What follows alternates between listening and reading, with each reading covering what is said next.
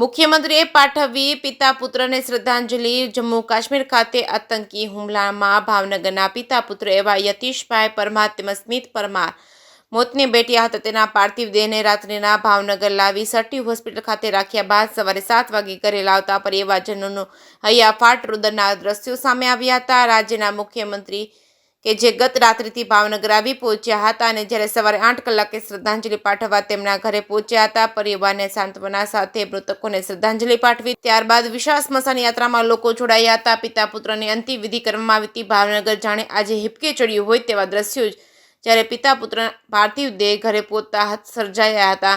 પરિવારજનોનું હૈયાફાટ રુદનથી વાતાવરણ કરુણતા છવાઈ હતી અને આજે આ તકે રાજ્યના મુખ્યમંત્રી ભૂપેન્દ્ર પટેલે પણ મૃતકોને શ્રદ્ધાંજલિ પાઠવી હતી અને શ્રદ્ધાંજલિ પાઠવ્યા બાદ પરિવારજનો સાથે વાતચીત કરી હતી, જેમાં પરિવાર દ્વારા સહાય નહીં પરંતુ ન્યાય મળે તેમ દિશામાં સરકાર કામ કરે તેવી માંગ કરી હતી। આ તકે મુખ્યમંત્રીની સાથે કેન્દ્રીય મંત્રી નીમુબેન બામણિયા, કેબિનેટ મંત્રી કુંવરજીભાઈ તેમજ ધારાસભ્ય જીતુભાઈ તેમજ સેજલબેન તેમજ ગૌતમભાઈ તેમજ સ્થાનિક ભાજપના અને કોંગ્રેસના આગેવાનો સહિતના હજારો લોકો ઉપસ્થિત રહ્યા। પિતા પુત્રને પરિવારજનોએ ભારે હૃદયે અંતિમ વિદાય આપી હતી અને જ્યારે સ્મશાન યાત્રામાં મોટી સંખ્યામાં લોકો જોડાયા હતા। અગ્નિદાહ સાથે અંતિમ વિધિ કરવામાં આવી હતી। જે કેસની ગુજરાતી સાથે હિરેન ભાયાણી, ભાવનગર। એમાં એવું થયું છે કે અમે બધા ઘોડામાં ઉપર ચડ્યા એટલે આ પાણકાવો બહુ રસ્તો હતો ને ઝરણા વહેતા હતા અને અમે ચડ્યા ઉપર ને બહુ કાદવ હતો એટલે અમે મેઇન ગેટે પહોંચ્યા એટલે અમારે ત્યાં ટિકિટ લેવાની હતી એટલે અમે ટિકિટ લઈને સીધા અંદર જ ગયા એટલે 1 જ મિનિટ થઈ હતી અમે ટિકિટ લીધી એના ને ટિકિટ લઈને અમે સીધા અંદર ગયા એટલે અમે ઘડીક ફોટા પાડીને અમે ઘડીક આમ બેઠા અને નક્કી કરતા હતા કઈ રાઈડમાં બેહવું કઈ નહીં એમ બધું નક્કી કરતા। મેં કીધું કે આમાં બેહી આમાં નહીં એમ નક્કી કરીને અમે જાતા હતા ત્યાં 2 ફાયરિંગ થઈ। અમને એમ લાગ્યું કે ફટાકડા ફૂટ્યા છે એટલે અમે બહુ ધ્યાન ન દીધું અને બીજા બધા માણસો તો અમે બધા ચોંકી જ ગયા હતા કે હું છું હું નહીં એમ એટલે પછી અમે ઘડીક રહીને આતંકવાદી નજીક આવી ગયા છે એટલે બધાને મારવા માંડ્યા એટલે બધાને વાગવા માંડી એટલે બધા તો પડવા માંડ્યા એટલે અમને લાગ્યું ભાગવા જેવું છે એટલે ભાગી ગયા।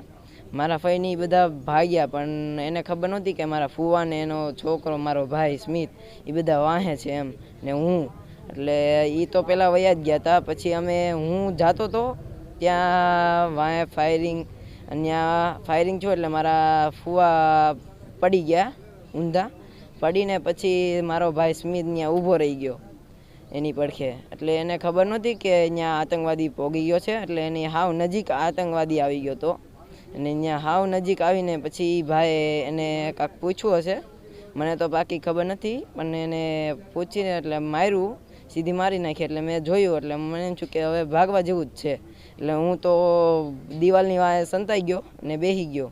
ત્યાં મારા સામેથી ફઈ આવ્યા મેઇન ગેટેથી ફૂલ દોડતા મને એવું લાગ્યું મારા ફુવાએ બન્યા છે તો મેં જોયું ફુવા ને સ્મિત મારા 2 ભાઈઓ ને ફુવા બધા અહીંયા પડ્યા હતા એટલે ઘડીક રહીને શાંત થયું એટલે ફાયરિંગ તો થતું જ હતું તોય તે અમે લેતા આવ્યા મારા ભાઈને સ્મિતને અડધા સુધી મેઇન ગેટે અહીંયા હુડાઈ દીધો એટલે મને એમ લાગ્યું કે હવે સિચ્યુએશન બહુ જ ખરાબ છે એટલે એને મારા ફઈને હવે નીચે લઈ જવા જ પડશે એટલે મારે ગમે એમ કરીને નીચે લાવ્યો હું મારા ફઈને।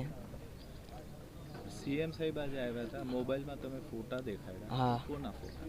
એ આતંકવાદીના બધા કહે છે ને મારે આમાં ફોનમાં આવ્યું હતું આતંકવાદી આ બધા છે પણ મારે ફૂલ નક્કી નથી કે આ બધા જ છે ને મેં એક ભાઈને જોયા હતા એ મેં કીધું શ્રીનગર સરને કે મેં આની જેવો જ અસલ જોયો ને આઘો હતો એટલે મને કાંઈ ખબર નથી બહુ બાકી તોય તે આની જેવો જ અસલ જોયો હતો। ફાયરિંગ લગભગ કેટલા સમય સુધી થયું હશે? 4-5 મિનિટમાં બધું પૂરું। હે નહીં મેં એક જ જોયો છે ને બધી કોરથી થતું હતું ફાયરિંગ।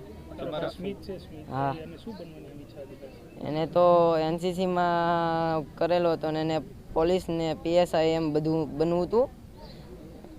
ગોળીઓ વાગી હતી ત્યારે તમે જોઈ હતી? હા ભાઈને ને ફુવાને? હા ફુવાને તો નથી જોઈ પણ મેરા સ્મિતને મેં લાવ્યો હતો ને એટલે મેં જોઈ।